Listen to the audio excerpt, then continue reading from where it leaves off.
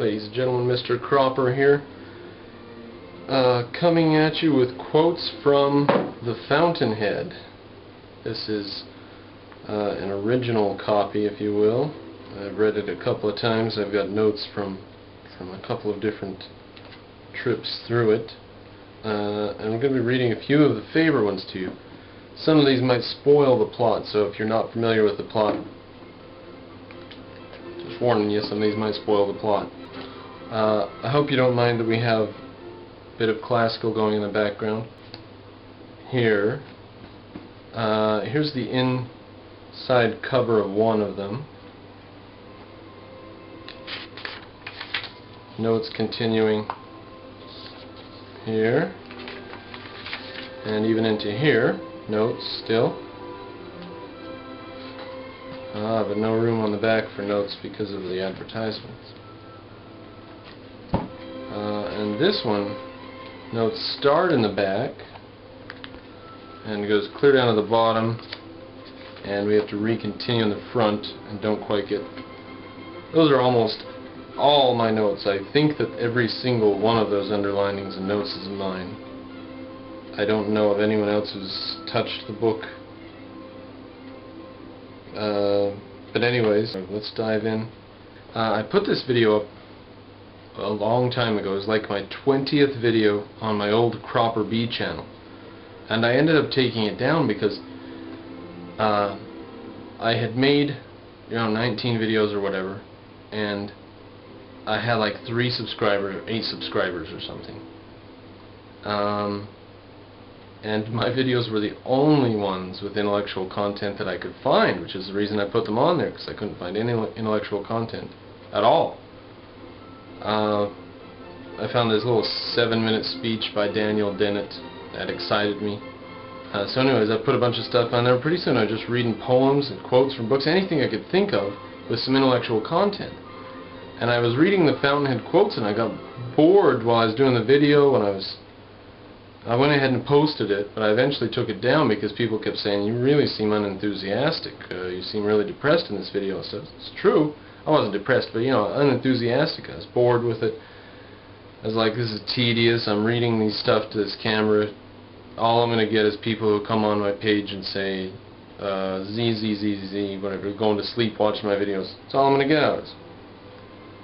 So I felt a little down in the dumps, never finished reading the favorite quotes, and eventually just deleted the damn videos. So here we go again. This time with some more enthusiasm. I've got more than 8 subscribers now. I know that there's an actual audience out there for this type of thinking. At the time when I started doing videos, there were no videos available, virtually none, with any intellectual content at all. And now there's a whole universe of intellectual and pseudo-intellectual debate going on.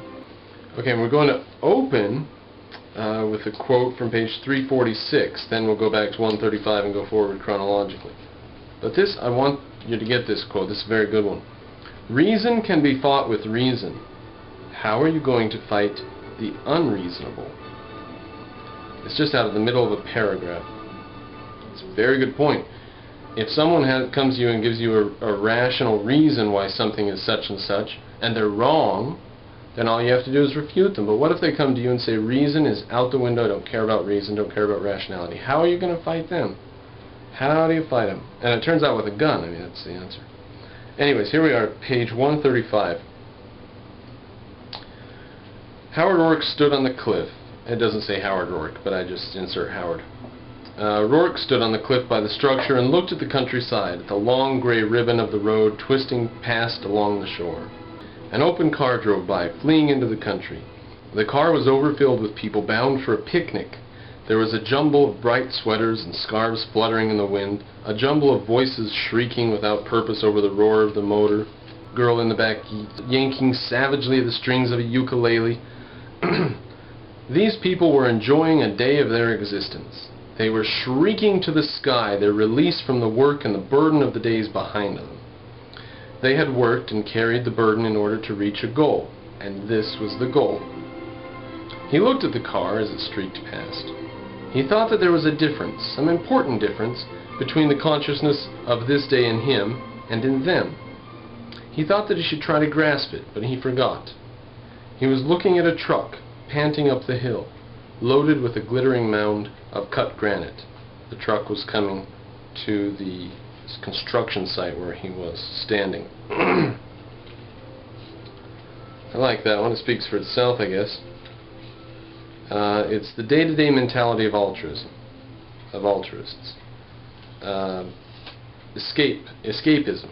That's their only form of entertainment that they know. A bit more further on, page 144. Quote, one can feel some respect for people when they suffer. They have a certain dignity. But have you ever looked at them when they're enjoying themselves? That's when you see the truth. Look at those who spend the money they've slaved for at amusement parks and sideshows. Look at those who are rich and have the whole world open to them. Observe what they pick out for enjoyment. Watch them in the smarter speakeasies. That's your mankind in general. I don't want to touch it. Yeah, these are out of context, but you read the book and you'll get the context. Page 144, another quote, 2 paragraphs down. What do you want? Perfection? Other guy, in fact Dominique. Or nothing. So you see, I take nothing. First guy. That doesn't make sense. Dominique. I take the only desire one can really permit oneself. Freedom, Alva. Freedom. You call that freedom? Says Alva. To ask nothing, to expect nothing, to depend on nothing. Alva says, what if you found something you wanted? Dominique says, I won't find it. I won't choose to see it. It would be part of that lovely world of yours. I'd have to share it with all the rest of you, and I wouldn't. Okay, on to page 234, chapter 4. The very, very first paragraph, first bit of chapter 4. Quote, toothbrush in the jaw, toothbrush, brush, tooth jaw, foam dome in the foam Roman dome, comb, home in the jaw, Rome dome, toothbrush, toothpick, pick, pocket, socket, rocket. End quote. Peter Keating squinted his eyes, his glance unfocused as for a great distance, but put the book down. The book was thin and black, with scarlet letters forming Clouds and Shrouds by Lois Cook. The jacket said that it was a record of Miss Cook's travels around the world. Keating leaned back with a sense of warmth and well-being. He liked this book. It made the routine of his Sunday morning breakfast a profound spiritual experience. He was certain that it was profound because he didn't understand it.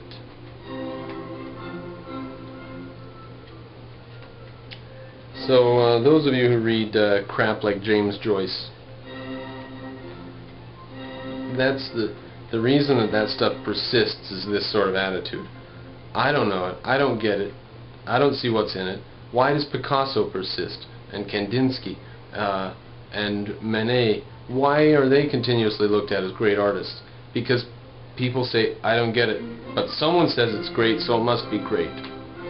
And then there's these other people who they say, oh, I see the game going on here.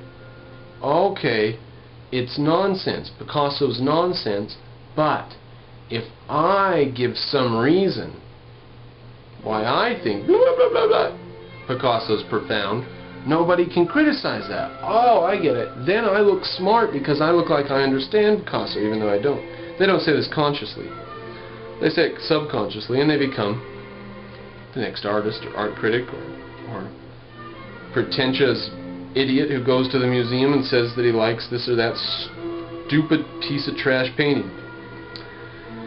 Okay, page 282. Compassion is a wonderful thing. It's what one feels when one looks at a squashed caterpillar. An elevating experience. One could let oneself go and spread. You know, like taking a girdle off. You don't have to hold your stomach, your heart, or your spirit up when you feel compassion. Now, I take from this, for me, compassion was seen to be a virtue before I got into objectivism. Everyone thinks compassion's a virtue. That's what Mother Teresa spent her whole life doing, was running around being compassionate, right?